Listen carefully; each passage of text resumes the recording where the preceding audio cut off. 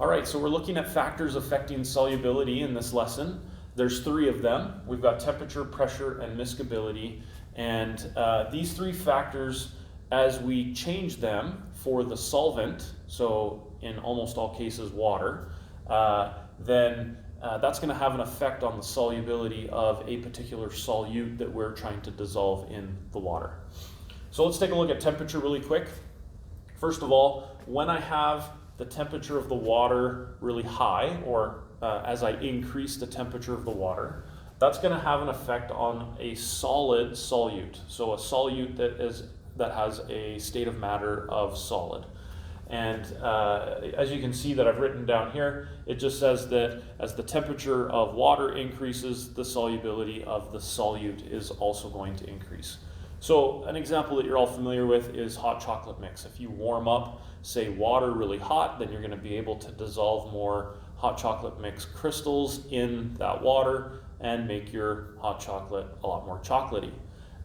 If you had it as really cold water, you wouldn't be able to dissolve as very many crystals, and your hot chocolate, well, wouldn't be hot, and it also wouldn't be very chocolatey. And so that's for a solid solute. As temperature increases for the solvent, the solubility for the solute is also going to increase. But we can also dissolve gases in water as well.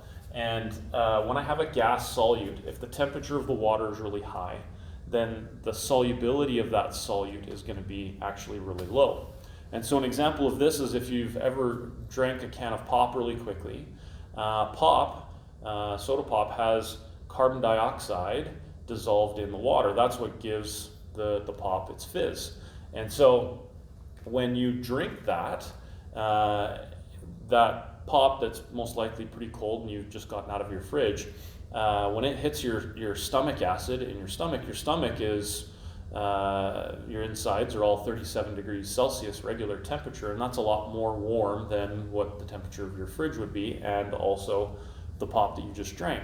And so as that solution starts to warm up, then the carbon dioxide gas molecules that are dissolved in the water, because the temperature of that is increasing, the solubility of the carbon dioxide is going to go down.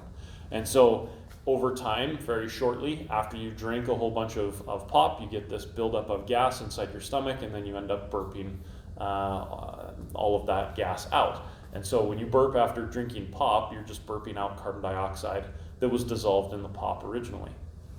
And so as the temperature of the water increases, the solubility of the solute will decrease. And that's for a gas solute. Now, that's just for temperature. For liquids, liquids do and are affected, liquid solutes are affected by the temperature change of solvents when you try to dissolve them, but the predictability of it is really not that great. And so I leave it off the list here just because it's not something that's really cut and dry. And so we'll just worry about solids and gases for this factor that affects solubility.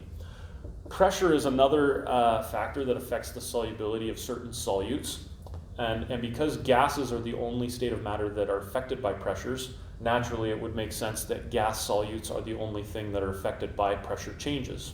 And so, as you can see here, is as the pressure is ramped up, the solubility of the solute also increases. And this is because if you remember from Boyle's law, a gas, when it's under high pressure, the volume of that gas is going to decrease because pressure and volume are inversely proportional. And so if the volume of the gas is a lot smaller, then those gas molecules are going to be able to fit into smaller spaces in between the liquid water molecules, and therefore be able to dissolve more, so the solubility increases. So that's pressure. Miscibility is defined, this is a little bit of a weird one, it's defined as the ability to be mixed. So we have substances like certain liquid solutes that can be mixed with water and can't be mixed with water. And this really has to do with, if you remember from the bonding unit, substances being polar or nonpolar. Because water is a polar substance, other polar substances will dissolve and therefore mix very easily with water. And so a liquid that is a polar solute is going to be what we say very miscible with water. it's going to be able to be mixed with water quite well. And therefore its solubility would be quite high. In fact, basically infinite. You could mix an undetermined amount of liquid in that water and it would mix and dissolve. Conversely, if I have a nonpolar substance that's not like dissolves like, that's different, because a nonpolar substance doesn't dissolve in a polar substance like water, then we would say that liquid solute that's nonpolar would be immiscible. So it wouldn't be able to be mixed with water. So examples of that would be like oil. If you try to mix oil with water, it'll kind of just separate really quickly. Or gasoline with water, that separates as well. And so those are some examples of that. If a substance does not have a very high miscibility with water, then the solubility of that substance is not going to be very high. And that's it. Those are the three types of, those are the three factors that affect solubility.